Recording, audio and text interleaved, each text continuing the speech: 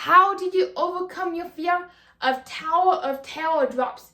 And yes, let me admit, it took me years to be able to step on board the Tower of Terror, but first and foremost, I had to overcome my fear of drops, aka drop towers, which are extremely thrilling, adrenaline-inducing rides, and especially as somebody who dislikes the funny, stomach-tickling feeling, that would be me.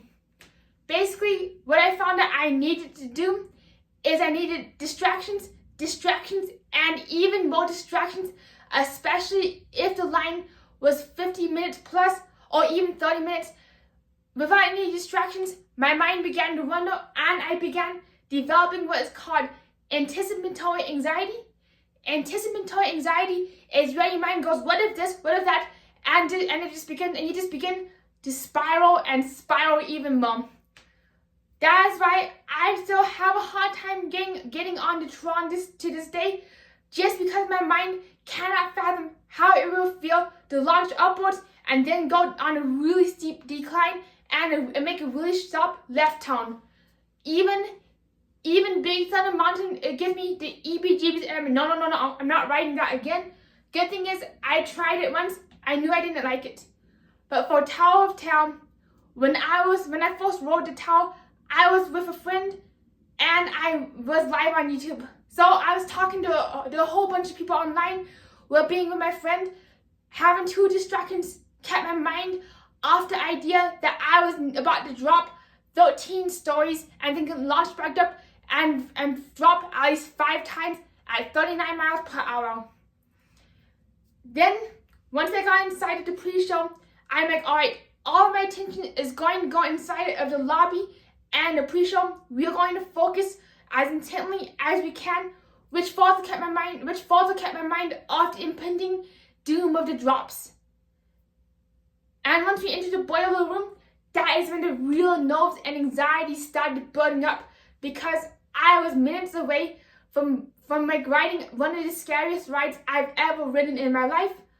So this is where breathing comes into play. I personally find that if I take a deep breath in, hold for a few seconds, and then take a deep breath out, that instantly calms my anxiety. And yes, even if you make it all the way through the boiler room, it is completely okay to back out at the last minute. I know that Tower of Terror and drop towers are not for anybody. And not for everybody, I meant oopsies. But yet, here comes the deal. Peer pressure. Peer pressure can be one of the worst experiences, especially if you're trying to have the most magical time on earth in Disney World or whatever amusement park you're in. My biggest piece of advice is, I'm good, but thank you so much for the offer to ride. Unfortunately, I will not feel very well if I do go through the ride, and therefore I wish to keep my day magical. So I will wait for you in the gift shop or go outside and get a couple of Joffreys. Also, as a pro tip, if you get all the way to the service elevator, ride car area loading dock, and if you be like, nope, I'm not riding, adios, you can ask a cast member, hi, may I please take the chicken exit? And the cast member will escort you right to the chicken exit, which is surprisingly a service and actual elevator. That is something that shocks a lot of people.